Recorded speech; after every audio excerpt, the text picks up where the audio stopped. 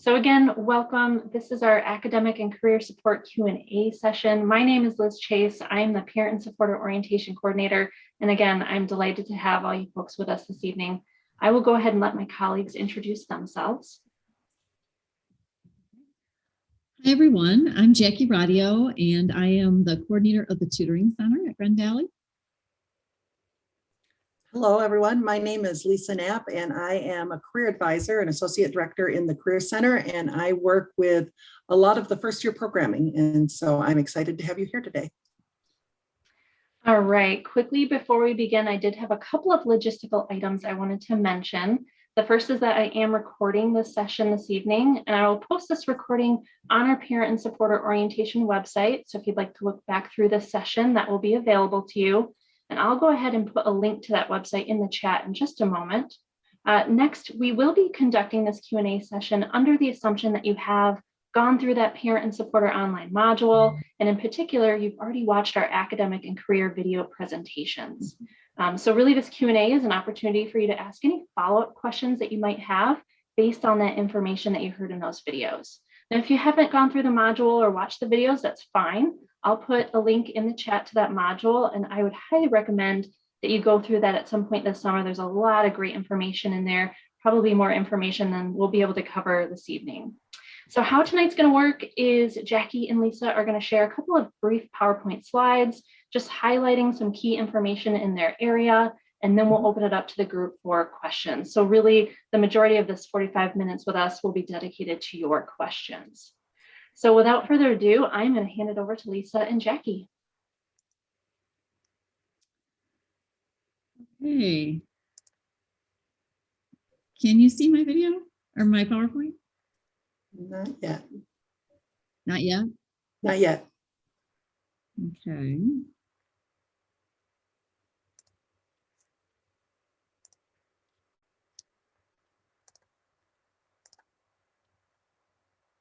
There we go.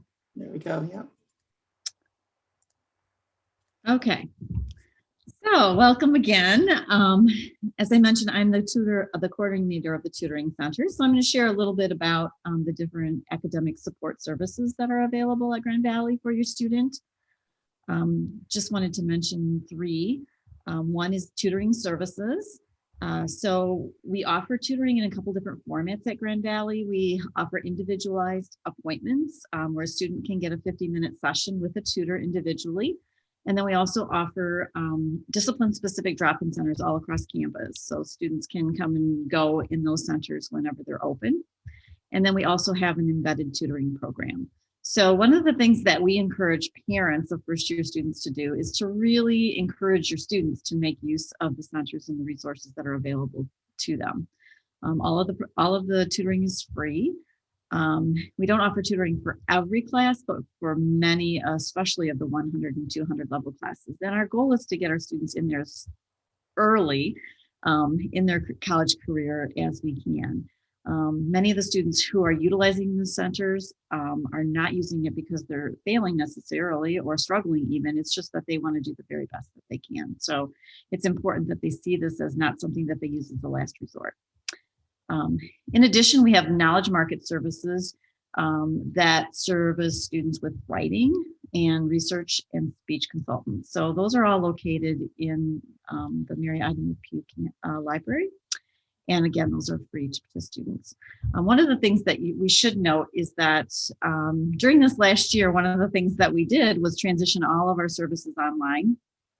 And so that's something that many of us will continue to offer different formats in the fall. So we'll be offering both individual in-person tutoring as well as online, and the same with the knowledge market services as well as the success coaching, which is the third area I wanted to highlight. So in addition to tutoring services, the Student Academic Success Center offers coaching. So students can meet one-on-one if maybe it's not a content specific area that they're concerned about, but they'd like to talk with someone about basic study skills or time management or other things like that will help them be successful. This particularly our first year students who are transitioning to learning at the college level from the high school level. So that's kind of an overview of the academic support services that we have. So feel free to jump in the chat and write down any questions that you have about those services, and I'd be happy to answer. Now we're going to let Lisa share a little bit about career services. Thank you. So if you watched our video, you saw us announce that Career Starts first year. It's very simple for students to think that that's something they can put off even to the final semester of their senior year. So we're just getting done with kind of the weep and wail month, where the students that kind of delayed career activity are finding themselves kind of scattered and wondering how they're going to get that next step figured out. So we don't want your students to be that way. We want to partner with you, and we want to make sure that they are giving themselves the time that they need to build some networks with their peers, with their professors, with professionals, that they have time to develop some new skills, maybe discover the ones they like using and the ones they don't, and then gain some experiences. And so 3 specific things they can do this year as they connect with the Career Center. They can create a Handshake account. That is our online platform that is the place where they can do they can fill out a career inventory, they can join career communities, they can find on-campus jobs, they can find opportunities to volunteer. So it's just a really good platform to get to know. And the more that you use it, the more that it understands you and what you're looking for, and the more that you are comfortable and able to really maximize it as a tool and a resource. The other thing is to get to know your career advisor. I think one of the amazing things about Grand Valley is that there are a lot of supports in place. Everybody has a professional advisor out of their academic advising center. They also will be assigned a faculty advisor, and then they also have a career advisor. So often students will say they met their advisor and it's kind of blurry onto which one it was. So ask them, have you met with your academic advising center, your faculty advisor, and your career advisor? So our department, we have 16 staff members, and each of the advisors are assigned to a set of majors. So for instance, I work with the School of Comm, the College of Ed, the Interdisciplinary Studies, Visual and Media Arts. So a lot of the communicators and the idea people, I work alongside them. I kind of understand their programs. I work with employers that hire students from those programs. And so it's just a real good fit. If your student comes in, they're not quite sure why they're coming in, that's okay. Come in, get to know your career advisor, and then it's a friendly face instead of this person you have to go meet when maybe you feel like you really need extra help. Then it's just somebody who's in your network, and you're like, oh, I'm just going to go talk to Lisa today and fill her in on what I'm doing. So that's the best scenario. So encourage that. And then lastly, developing a career action plan. I think a lot of students feel like they have to make their mind up for their entire life.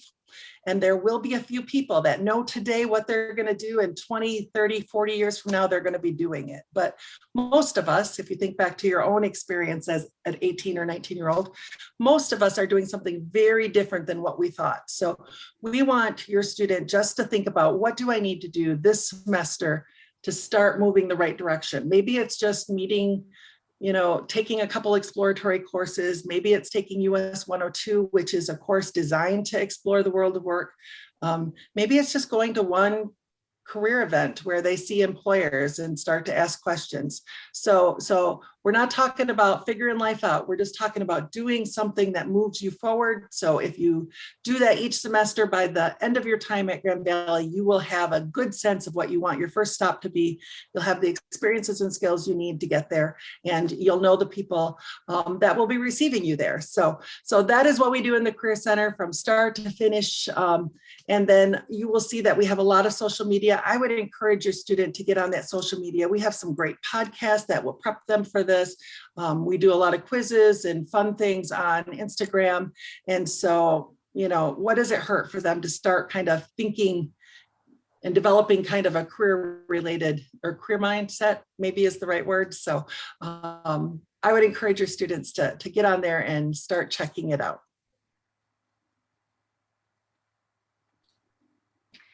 Okay, well, if Jackie, you want to stop sharing your screen, and we can now open it up to questions that you folks have.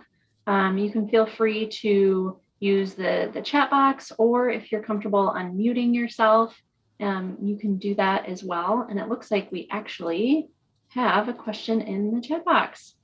So what are the credentials of the tutors? Where are tutoring sessions conducted? Is it always in a professional setting? Those are great questions. Tutors are, well, in the drop-in centers, tutoring is done both by faculty members as well as student tutors. So faculty often will hold their office hours within the drop-in center. So it's a great opportunity for students to catch their faculty. But our student tutors are hired based on certain criteria. They must have completed the course successfully that they're tutoring with at least a 3.2 and with a professor recommendation. And then they go through a tutor training program in order for them to be a qualified tutor.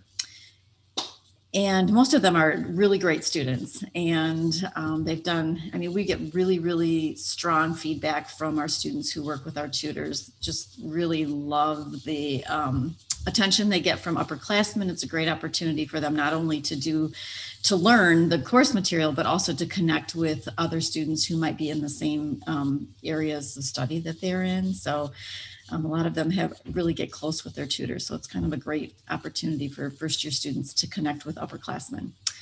And the second question, which is where were the tutoring sessions conducted? Tutoring is offered, we have a couple of different locations. Like I mentioned, the drop-in centers are all across campus and they're in the academic buildings. And our individual tutoring, which is offered either online or in person. If it's offered online, obviously it's online, but in-person tutoring is offered in the tutoring center, which is located on the north end of campus, which is great for first year students. So it's right in that first year living center area. And we're on the second floor of Kleiner Commons, which is where the first year students will be eating. So we smell Qdoba all day up in our tutoring center, but it's a really nice space. It's really comfortable for students. It's always staffed. So no, students just don't go meet anywhere in random places. So hopefully that helps. I'm going to hop over to another tutoring question. Is any tutoring offered on site in the dorms? No, it's not offered. Well, no, I'm going to say the short answer of that is no, it's not offered in the dorms. But like I mentioned, our tutoring center is like literally next door to the dorms. So like within a couple yards of the living center area. So it's, and we're open until 8 in the evening. So we're open from 8 in the morning until 8 in the evening. So tutoring takes place anytime during those time periods. Occasionally, some special support programs on campus will offer some tutoring, specialized tutoring in certain areas, maybe in the living centers, but typically it's offered in our space. And that's so that we can monitor it as well. There was a question about, I'm sorry. Yeah, I didn't know if that was the workshops. I think that's related to the learning skills. Do you want to answer that, Liz, or do you want me to? Sure, yeah. So the question is, what topics are typically offered in the workshops? Where and when are they held? So just like Jackie said, this year we sort of had to switch everything to being virtual. And so I imagine that we'll still offer a number of those workshops virtually. Just because we received feedback from students that it's more convenient that way. So we may have a couple in person, and those typically are held in a variety of locations on the Allendale campus. A lot of times we'll hold them in our Kirchhoff Center, which is sort of like our student union. Sometimes we hold them in the library, but they're typically held Tuesdays, Wednesdays, or Thursdays during the afternoon. That seems to be, again, a time that we've noticed that many students have available and they're willing to come to a workshop. And these workshops cover topics like time management, organization, study strategies, motivation, procrastination. That was a very popular one this year. Creating a plan for success, goal setting. So pretty wide range of topics.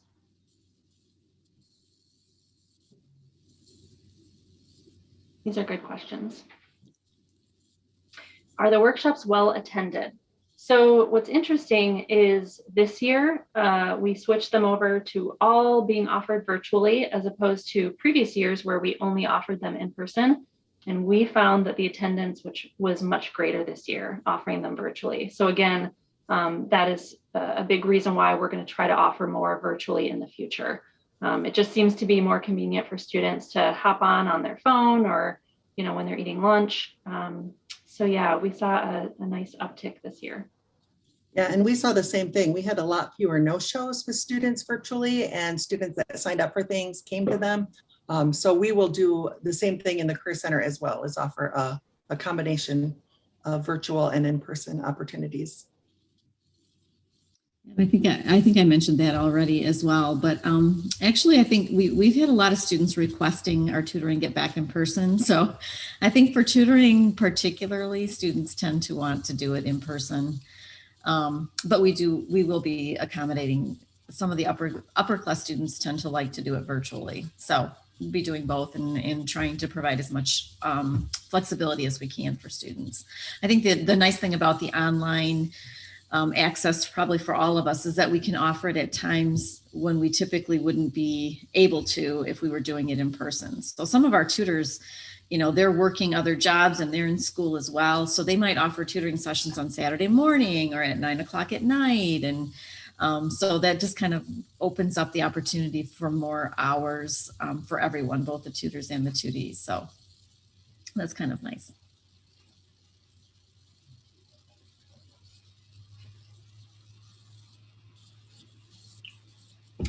Okay, what are the best jobs on campus and when can first years start applying?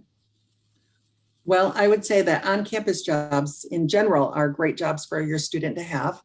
Our campus partners all are very in tune with what the cycle of the semester looks like. They are expecting to do some rescheduling each semester with your student.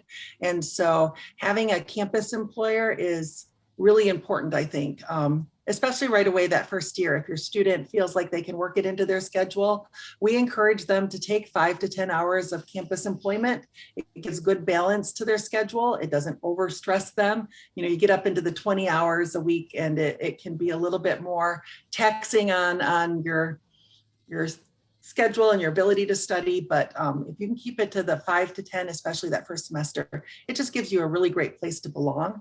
Some of our largest campus employers are Campus Dining, Recwell, Student Life employs a lot of people, housing, and they employ not only RAs, but they will have in the first year, you can work at the front desk or do things around the building. And so, yes, we encourage all of our students, they can start looking as soon as they can get into Handshake. They will be able to see those positions opening up. And they can ask older students as well, because a lot of offices will have openings. There's also a really big amount of movement the first 2 weeks of classes. So if your student doesn't come to campus with a campus job already lined up, tell them that those first 2 weeks, there's a lot that happens because people are changing their schedules and suddenly the hours that they had signed up for at work, they can no longer fill. So it's not uncommon to have, 2 hours here and 3 hours there and things like that. That's how a lot of first year students get their first step into that employer's door. As far as what's best, we hear all different kinds of things, but we know that employers really love RAs, and they really love student managers. So anybody who's worked up through the campus dining system and, gets to be a campus or a dining manager, that's looked on well. They're communicating well. They're working in a position that often is got a lot of turnover.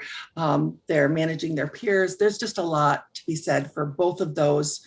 But that doesn't mean the others aren't just as great, because a lot of students will find a natural skill set in the work that they're doing that translates into maybe what I want to do in the future. And tutoring is a good job too. What's that? And tutoring is a good job too. Tutoring is a great job. So if your student does a good job in their classes, they will for sure get an opportunity to tutor if they so desire. But yeah, that's a great skill set, even if you're not going into education, right? A lot of our tutors speak to their ability to communicate, their ability to read body language, right? That's a big one that when the tutors really sit and think about it, I'll say, how do you know one of your students isn't understanding? And they'll be like, oh, the look they get on their face or the way they're holding themselves. And I say, when you're in a group project and somebody at the table isn't in agreement, do you notice it? Yeah, usually I notice it before other people. And it's because they've learned to read that body language just intuitively. So there are a lot of great skills that are developed in all of our on-campus jobs. And I would recommend that your student get to the financial aids campus employment tab. And there they will find the process for applying. They'll find the paperwork that they need to have completed, copies of things, and the actual steps. And then if they want support with a resume or using Handshake, or if they feel like they're scared to maybe introduce themselves to a campus employer, do an interview if they have to, then kick them over to the Career Center. We have hours Monday through Thursday, 4 to 6 that are just drop in. If you go to the website, you literally can, drop in virtually. And we have a peer advisor who's there who could walk your student kind of through that process and point them to the right locations on the website. So I would encourage them to start looking, but not despair if it doesn't happen this summer. There's still time when they get here at the front end of the semester and even all the way through, because things will change. Like there's another question for you, probably, Lisa. How does the student find out who their career advisor is? Is this different from their academic advisor? It is different than your academic advisor. Yes, your academic advisor will be in your advising center. And you really want to meet with your academic advisor, because your professional advisor is the person who is the most up to date on graduation requirements, program requirements, and things of that nature. So career advisors won't tell you take this class, not that class, as it relates to your schedule and your graduation requirements. We may talk to you about classes like this class, what skills would you gain? This class, which skills would you gain? What skills are most important to you? But you want to meet with your academic advisor for sure. And Jackie, don't you recommend once a semester? Yes, particularly for first year students.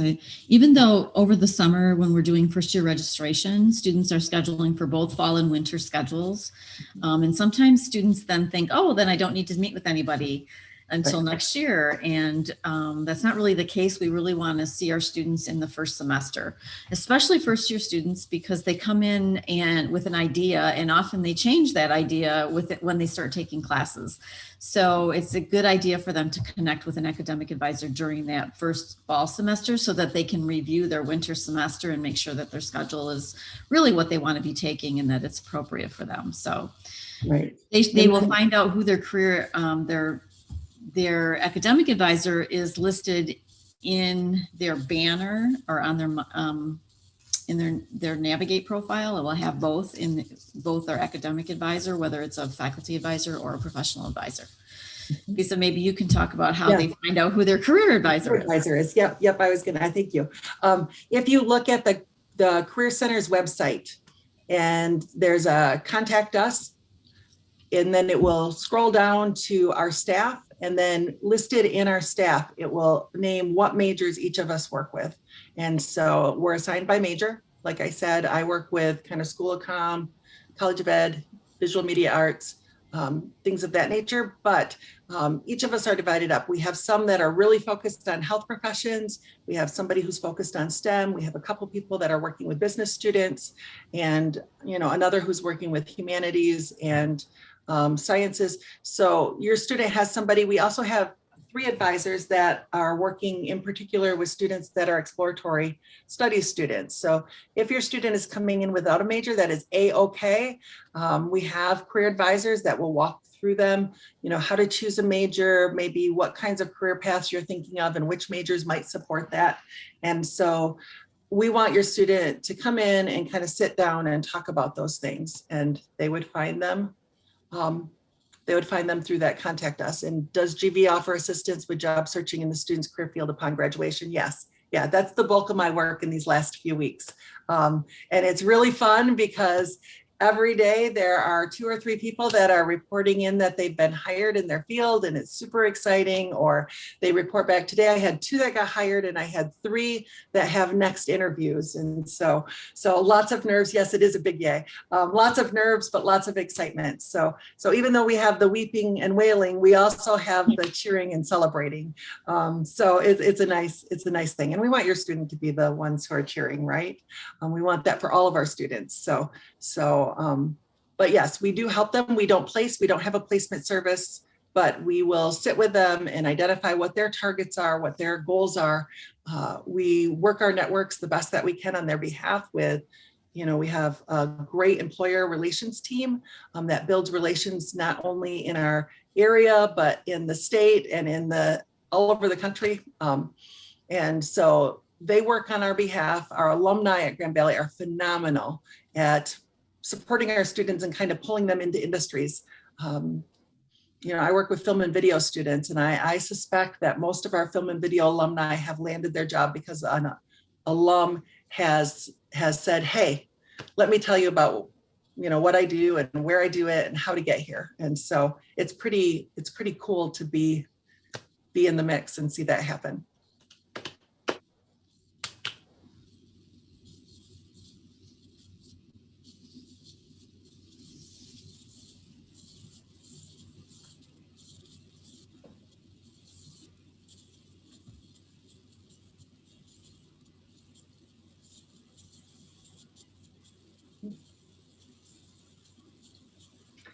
All right. Do you all help with resumes too? Yep, we do some of the very practical things you would expect the Career Center to do. So we will help your student develop their resume and continue to refine it all the way through their process. And then we also help with interviewing prep. And we hold career fairs and we hold industry sessions. We bring a lot of professional people to campus through workshops, fairs, classroom presentations, practice interviews, all of those opportunities to get your materials ready, to practice telling your story as it relates to what you've been doing, to prepare for what you're doing next. We work with graduate programs and professional schools. So we will help students prep for that. And then we also do a lot of prep for secondary admits, especially in the health professions. So we have 3 advisors that work a lot with first and second year students that are getting ready for maybe the nursing interviews or making decisions about which professional track they'll take, whether it be radiation therapy or what's health information management programs. I mean, there's just a lot of things that students don't necessarily know about, and that will be part of the conversation always. All right. Do any of the on-campus jobs require the student to remain on campus during school breaks? I think that there are opportunities. Yeah, there are opportunities for students to stay over break and work. I don't know that I've ever heard anybody required to stay. No, I haven't heard that either. And I don't think that they do. I know for tutoring, we don't. Often like when there's a break, especially since it's been online, it's kind of left up to the tutor. So if the tutor wants to work over the break or on the break day, they can, but it's not anything that we would require. And I can't think of anyone, even when they're working in the offices or even in food service, that they're required to stay and work. I think there's usually students who volunteer, like if they're going to be on campus and they will pick up those hours, so I don't think they'd be required to. Right. I think a lot of the campus employers have schedules for break, and you fill in what you want to cover. And so if you want your own shifts, you can keep them, but if you want somebody else to take them, they're up for grabs. That may not be the case with I'm going to ask now. Right?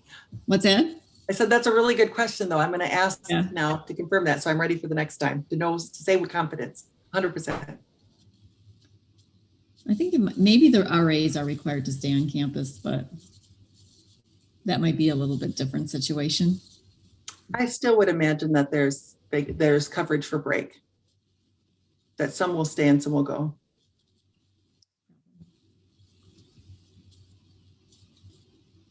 No, we don't want them to come home. We don't want them to go home on Labor Day weekend. So the question is, do our students have to come home for Labor Day? No, we want you to stay. Leave. We want them to stay on campus. Because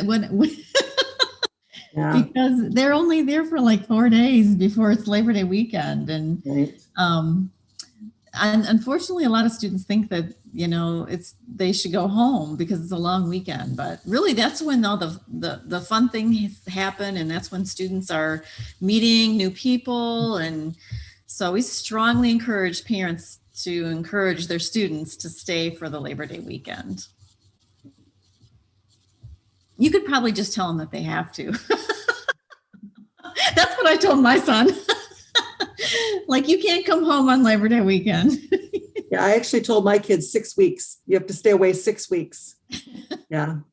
One of them didn't make it. The rest were like, yeah, after 6 weeks, they were like, we're not even coming home. Bye. Right. So, oh, she's sitting right there. So now she Well, you knows. don't want to come home. You don't want to go home on Labor Day. Right. Although sometimes it's more comfortable sometimes to go home because, you don't really maybe know a lot of people yet, but the rest, especially if they're living on campus, the residence halls plan a lot of activities over that weekend. So they're planning activities so that students do get an opportunity to interact and meet new people. And you don't want to miss out on that because that's a great time everybody's new. So everybody wants to meet people. So if you leave on that weekend, you're missing out on those opportunities to meet everyone and to make friends. So.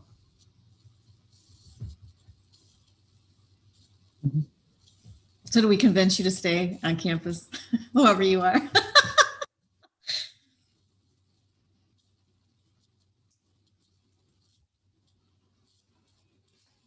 Shauna is staying. All right. Yay, Shauna. Happy to hear it. Yep.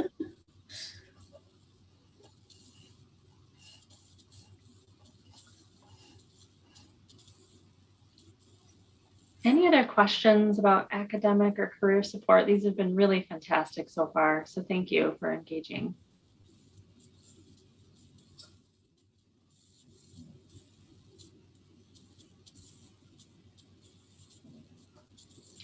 So as usual, I will say, please feel free to contact individual offices. We are open, eager to help, eager to answer questions as the summer goes on. We realize that more questions will probably pop up as you continue to process this information and prepare for the fall. So please, feel free to reach out. I'm going to go ahead and put the GV family email in the chat as well. So again, if you have questions that you're not exactly sure who to reach out to, you can always reach out to that email. I monitor that email and I will point you in the right direction if I don't know the answer or, if I'm not the person to ask. So thank you again so much Liz, for attending. Yes. Can I ask just one more quick question? I was browsing around trying to get familiar with the website more. And I was trying to find the recordings from the last couple days. Can you tell me where to find those? Yep, those are not up yet. So I apologize. You're ahead of the game. I still need to get those closed captioned. So once that happens, I'm hoping to have all the recordings up early next week. So sorry about that. Sorry for making you search and then they're not even there. Nope, I still had fun looking around anyway, so that's okay. Great, excellent. Well, thank you. Thank you for you and Colleen. Thank you both for attending these sessions. You've been fantastic. But again, feel free to reach out if you have further questions. But yeah, Jackie, Lisa, if you have, any parting words. No, I was just going to say also, please feel free to visit the Tutoring Center website because there's all kinds of information on there about all the academic support services. So in terms of how do you schedule a tutor or how do you access those centers, that's a great resource for all of that information too. So. Right. And I would say the same about the Career Center website. Get on it, be familiar with it. I think so many students say, why didn't I come here sooner? And we're always like, yeah, why didn't you? And usually it's because they think they didn't know about it. It's just not on their radar. So help your student get it on their radar and let it be a friendly place. And we don't just talk career. We're all pretty funny people and like to have fun and hear about what you're doing and how it's going. And so even just to drop in and say hi and introduce yourself. We will refer you out to other places and other things as well as help you with career paths. So welcome and we're glad you're here. Thank you. Have a good evening, everyone. Good night. Good night.